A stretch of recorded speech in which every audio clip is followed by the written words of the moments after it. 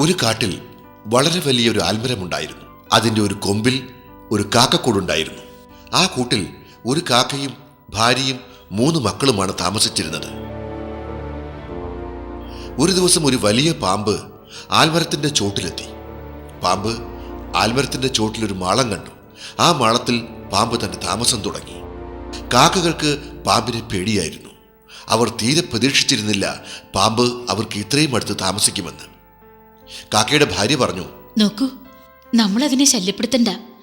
നമ്മളിവിടെ താമസിക്കുന്നുള്ളത് അതറിയണ്ട. അറിഞ്ഞാൽ നമുക്ക് തന്നെ ആപത്ത്. ഒരു ദിവസം കാക്കയും ഭാര്യയും ഭക്ഷണം തേടി യാത്രയായി. അപ്പോൾ പാമ്പ് മെല്ലെ ശബ്ദമുണ്ടാക്കാതെ മരത്തിന് മുകളിലേക്ക് കയറി. കാക്കക്കുട്ടികളെ കണ്ടപ്പോൾ പാമ്പ് സന്തോഷത്തോടെ ഇങ്ങനെ പറഞ്ഞു, ഇവിടെ വിശപ്പടക്കാൻ സ്വാദിഷ്ടമായ ഭക്ഷണമുണ്ടല്ലോ. ആ പാമ്പ് പെട്ടെന്ന് തന്നെ കാക്കക്കുട്ടികളെ കൊന്നു തിന്നു. കാക്കയും പത്നിയും തിരിച്ചു വന്നപ്പോൾ ഞെട്ടിപ്പോയി. കാക്കയുടെ പത്നി സങ്കടത്തോടെ ഇങ്ങനെ പറഞ്ഞു, എന്റെ പ്രിയപ്പെട്ട കുഞ്ഞുങ്ങൾ എവിടെ പോയി? ഒന്നിനെയും കാണാനില്ല.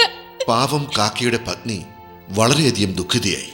അവൾ കരഞ്ഞുകൊണ്ട് പറഞ്ഞു, ദുഷ്ടനായ പാമ്പ് എന്റെ കുഞ്ഞുങ്ങളെ കൊന്നു തിന്നിട്ടുണ്ടാവും.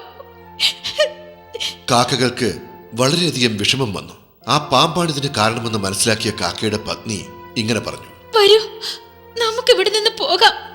നമുക്ക് വേറെ ഏതെങ്കിലും മരത്തിൽ പോയി പുതിയ കൂടുണ്ടാക്കി താമസിക്കാം. ഇനി ഇവിടെ നിൽക്കണ്ട. നീ എന്താണ് ഈ പറയുന്നത്? നമ്മൾ ഇവിടെ ഒരുപാട് കാലമായി താമസിക്കുകയല്ലേ. എങ്ങനെയാണ് നമ്മൾ ഈ വീടും സ്ഥലവും ഉപേക്ഷിച്ച് തികച്ചും അപരിചിതമായ മറ്റൊരു സ്ഥലത്തേക്ക് പെട്ടെന്ന് പോകുന്നത്? അത് സാധ്യമല്ല. താങ്കൾ പറയുന്നത് ശരിയാണ്. പക്ഷേ കാക്ക കുറെ നേരം ആലോചിച്ചിട്ട് ഇങ്ങനെ പറഞ്ഞു, നമുക്ക് പാമ്പിനെ കൊല്ലാനുള്ള വഴി കണ്ടുപിടിക്കണം.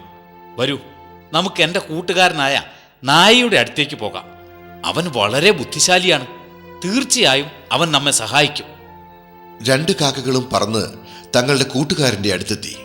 എന്നിട്ട് കാക്ക ഇങ്ങനെ പറഞ്ഞു, പ്രിയപ്പെട്ട കൂട്ടുകാരാ, നീ ഞങ്ങളെ ദയവായി സഹായിക്കണം. ഞങ്ങൾ വല്ലാത്തൊരു വിഷമസന്ധിയിൽ പെട്ടിരിക്കുകയാണ്. അവർ ആ നായയോട് നടന്ന കാര്യങ്ങളെല്ലാം വിശദീകരിച്ചു.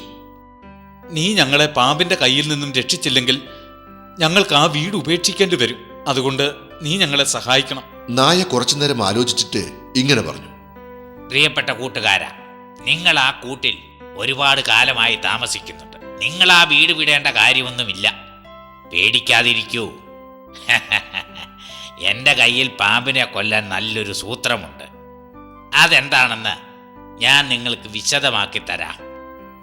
നിങ്ങൾ ആ കാണുന്ന കൊട്ടാരം ശ്രദ്ധിച്ചോ? അതിൽ കുറച്ച് രാജകുമാരികൾ താമസിക്കുന്നുണ്ട്. അവർ ദിവസവും രാവിലെ ആ നദിക്കരയിൽ കുളിക്കാനായി പോകും. അവർ നദിയിൽ കുളിക്കുമ്പോൾ അവരുടെ ആഭരണങ്ങളും വസ്ത്രങ്ങളും കരയിൽ ഊരിവെക്കും. അത് അവരുടെ വേലക്കാരാണ് സംരക്ഷിക്കുന്നത്. നാളെ നിങ്ങൾ 2 പേരും നദീതീരത്ത് പോകണം. രാജകുമാരികൾ വരുന്നത് കണ്ടാൽ എവിടെയെങ്കിലും ഒളിച്ചിരിക്കണം. രാജകുമാരികൾ കുളിക്കുമ്പോൾ കാക്കച്ചി, നീ അതിൽ നിന്നും ഒരു സ്വർണമാല കൊത്തിയെടുത്ത് പറക്കണം. അപ്പോൾ കാക്കച്ചാരെ, നീ അവൾക്ക് പിന്നാലെ ഉറക്ക ശബ്ദമുണ്ടാക്കിക്കൊണ്ട് പറന്നു ചെല്ലണം. വേലക്കാർ സ്വർണമാല എടുത്ത് പറക്കുന്ന നിങ്ങളെ കാണും. അപ്പോൾ അവർ നിങ്ങളുടെ പിന്നാലെ വരും. കാക്കച്ചി, നീ മാലയുമായി ആൽമരത്തിനടുത്തെത്തിയാൽ ആ മാല പാമ്പിന്റെ മാളത്തിലിടണം. എന്നിട്ട് ഒളിച്ചിരുന്ന് എന്ത് സംഭവിക്കുമെന്ന് കണ്ടോളൂ. 2 കാക്കകളും നായയുടെ തന്ത്രം കേട്ട് വളരെ സന്തോഷമായി. അവർ നായയോട് നന്ദിയും പറഞ്ഞുകൊണ്ട് അവിടെ നിന്ന് പറന്നുപോയി. പിറ്റേ ദിവസം കാക്കകൾ അതിരാവിലെ നദിയുടെ തീരത്തെത്തി. രാജകുമാരികൾ തങ്ങളുടെ വസ്ത്രങ്ങളും ആഭരണങ്ങളും അവരുടെ വേലക്കാരെ ഏൽപ്പിച്ച് നദിയിൽ കുളിക്കാൻ ഇറങ്ങിയിരുന്നു. കാക്കയുടെ പത്നി പറന്ന് ആഭരണങ്ങളുടെ അടുത്തെത്തി. അതിൽ നിന്നും ഒരു മാല തൻ്റെ കൊക്കിൽ കൊത്തിയെടുത്തുകൊണ്ട് പറക്കാൻ തുടങ്ങി.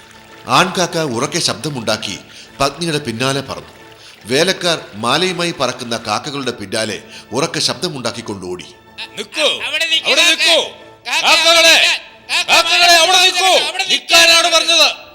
കാക്കകൾ വേഗത്തിൽ പറന്നു.